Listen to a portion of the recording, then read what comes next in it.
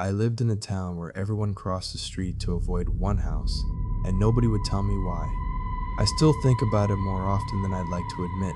I was 24 years old back then, working a really dead-end job at the only gas station for about 30 miles in any direction. This was not a big town, not by any stretch. We're talking about a place with one stop sign, two churches, and pretty much everyone knew everyone else's business. I'd grown up there, moved away for a few years after high school, and then, life happens, and I ended up right back where I started, pumping gas and stocking shelves. It was 2019. The summer was just starting to bake everything to a crisp, and my biggest concern was usually whether we'd run out of lukewarm hot dogs before the lunch rush. Small town problems, right? My apartment was a tiny 2-bedroom on Elm Street, about a 10-minute walk from the gas station, which was convenient enough. It wasn't much, but it was my own space, and the rent was cheap. Most days, I'd clock out around 6, grab a 6-pack from the station, and head home to watch whatever was on basic cable. My routine was pretty set, almost boring really, and that's what makes what happened next so weird. It was so out of place in my very ordinary, very predictable life. The particular house I'm talking about was on Willow Creek Road, maybe 3 blocks from my place, directly on my route to work. It was a big, old Victorian-style house, a bit neglected with peeling paint and an overgrown yard. Not haunted house spooky, just neglected in a way that screamed old money that had run dry a long time ago. Most houses in our town were ranch-style, or maybe a 2-story farmhouse, so this one always stood out. It had a big wraparound porch and a dark, heavy front door. Even the windows seemed to squint out at the world. I'd walked past it thousands of times. Sometimes I'd see an old truck parked in the driveway, or a light on in one of the downstairs rooms, but that was rare. Mostly it just sat there, quiet and still. It was just part of the scenery, like the big oak tree at the corner, or the general store with the perpetually faded sign. I didn't think anything of it. People in our town had their quirks, and someone wanting to live alone in a rambling old house wasn't exactly shocking. What was shocking, though, was what I started noticing. It was subtle, like I'd be walking to work, minding my own business, maybe listening to music on my ancient earbuds, and I'd see someone coming the other way. We'd be on the same sidewalk, heading for an unavoidable merge, and then, as soon as they were within sight of the Victorian house, they'd cross the street, every single time, without fail. It's not like they'd jaywalk, mind you. They'd wait for a gap in the traffic, if there was any, and then make a proper, deliberate crossing. Sometimes they'd even turn down a side street a block before, adding a detour to their walk, just to avoid that stretch of sidewalk. It was just odd. Nobody else seemed to notice I noticed, or maybe everyone just thought it was normal. I figured maybe it was a superstition, like avoiding a black cat, or maybe the sidewalk was cracked there and they didn't want to trip. Small towns have weird customs. I just shrugged it off. But it kept happening, day after day. My neighbor, Mrs. Henderson, a woman who had lived on Elm Street longer than the cracks in the pavement, would cross with her little Shih Tzu.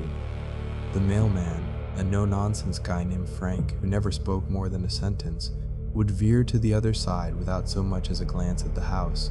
Even the younger kids, the ones who usually ran wild and fearless, would stick to the opposite side of the road, giving the old house a wide berth. It was so consistent it started to feel like a choreographed dance, everyone playing their part. Eventually, my curiosity got the better of me. One afternoon, while I was folding t-shirts at the gas station, a regular named Dave came in for his usual pack of cigarettes. Dave was a talker, always knew what was going on, or at least he thought he did. He was sitting on the stool by the coffee machine, sipping burnt coffee, and I decided to casually bring it up. So I said to him, I've been noticing something weird lately. Everyone seems to cross the street when they get to that old house on Willow Creek. The big dark one. Dave took a long sip of his coffee, set the cup down, and then just looked at me. His eyes kind of narrowed a bit. He didn't answer right away. For a moment I thought he was going to pretend he didn't know which house I was talking about or dismiss it, but then he just said, "Yeah, they do that." I pressed him a bit. "But why? Is there a mean dog? Is the sidewalk broken?" He shook his head slowly. "No, nothing like that. Just he hates being watched. That's all. He hates being watched." That was it. No further explanation. He just picked up his cigarettes, paid, and left, leaving me standing there with a stack of unfolded t-shirts and a very unsatisfying answer. It didn't make any sense. Who was he? Why did he hate being watched? And how did everyone in town know this and just go along with it? It wasn't a secret exactly, but it was like an unspoken rule, a common understanding that only I, the 24-year-old who had momentarily forgotten how small towns worked, was apparently unaware of. The more I thought about it, the more it bugged me. I'm not someone who believes in ghosts or curses or anything supernatural. I'm a pretty logical person. There had to be a reason, a real, tangible reason why everyone behaved this way. Maybe the guy who lived there was a recluse who would yell at people. Maybe he had a short temper. Or maybe he had a history, something everyone knew about but me. The next day, I was walking past the house on my way to work, and I actually went out of my way to stay on the sidewalk closest to it, just to see what would happen. Nothing, absolutely nothing happened. The house was exactly as it always was, still, quiet, a little forlorn.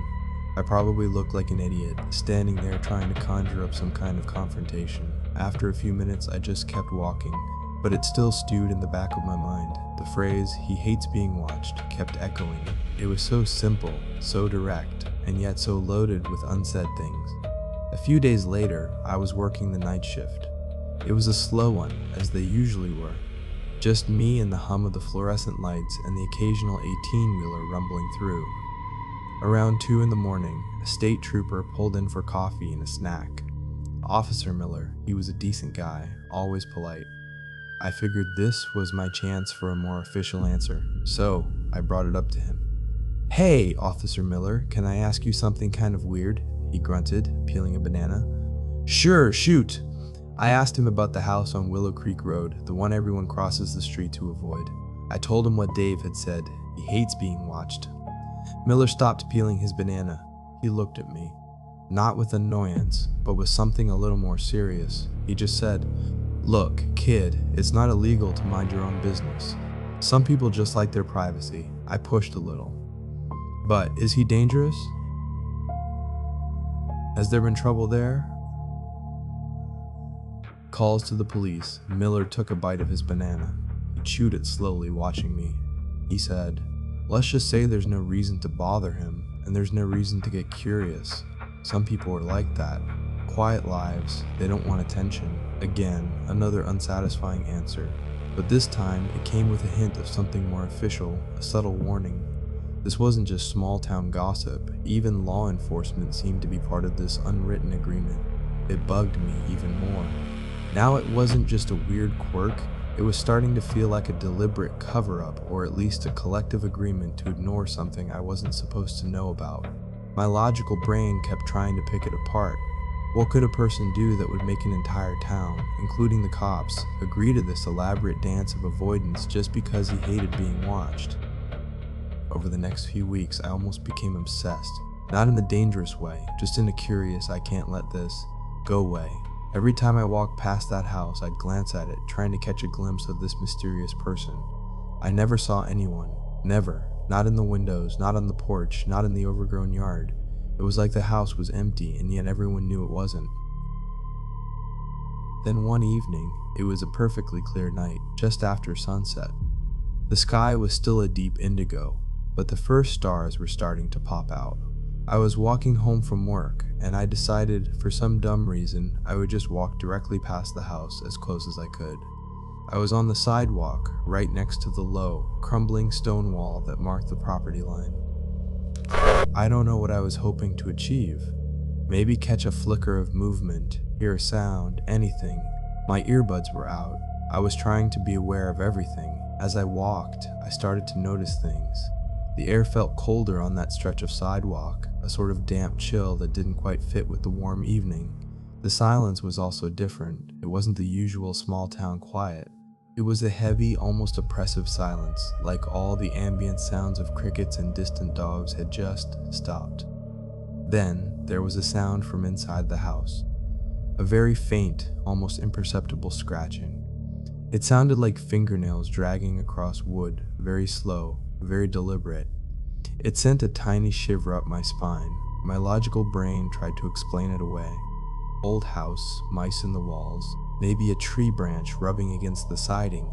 But it was too rhythmic, too intentional. I kept walking, trying to convince myself, I was imagining things, that my mind was playing tricks because of all the weird stories. I was almost past the house entirely when I heard it again, this time clearer. It definitely sounded like scratching, but higher up, like it was coming from one of the upstairs windows. I couldn't help myself. I stopped. I looked up. The windows on the second floor were dark, just reflecting the last bit of light from the sky. As I stood there staring, a single light flickered on behind one of the windows on the far left. It was a very dim, yellow light, like a bare bulb. And then, very slowly, a dark shape began to move behind the glass. It wasn't a person, not exactly. It was more like a large shadow, slow and deliberate. It moved from one side of the window to the other, then paused. I kept telling myself it was just someone walking by. An old man, maybe, just moving around his house. But the way it moved, the slowness of it, the almost too fluid motion, it felt off. I felt a sudden, intense chill, not from the air, but from inside me. It was like a premonition, a primal alarm bell ringing. This was it. This was the reason. Not a dog, not a broken sidewalk, but something else entirely that no one would talk about directly. I didn't run. I didn't even speed up much. My heart was pounding, but my feet just kept moving at a deliberate pace. I didn't want to give whoever or whatever was in that window reason to think I was afraid, even though I definitely was. I just focused on putting one foot in front of the other, getting past that house, just like everyone else always did. I knew in that moment that I would never walk on that side of the street again. Not because I believed in ghosts, but because the cold, undeniable dread I felt was very real. It wasn't about the supernatural. It was about facing something that was so consistently unsettling that an entire town had adapted to it without explanation, without question. Something was in that house, and it really truly didn't like being watched. And now for one brief, terrifying moment, I had watched it. I walked the rest of the way home, unlocked my door, double bolted it, and sat on my couch with all the lights on. I didn't sleep much that night. Every creak of my old apartment building, every rustle of the leaves outside made me jump. My logical brain tried to dismiss it, to rationalize the shadow and the scratching.